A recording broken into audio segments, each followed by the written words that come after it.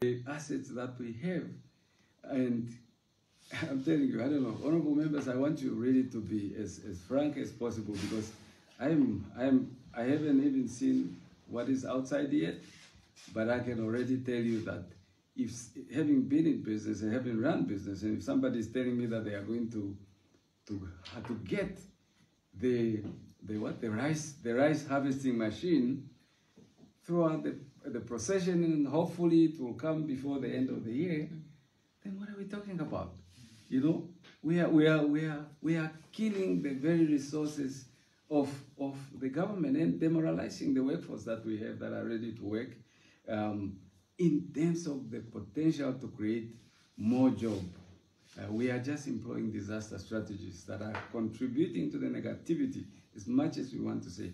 And I'm particularly really passionate about this project. And I'm passionate about it because my hero was passionate about this project.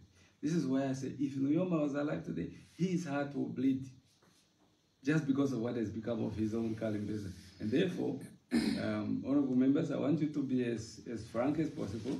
I'm seriously appalled by what I've just heard here. Please.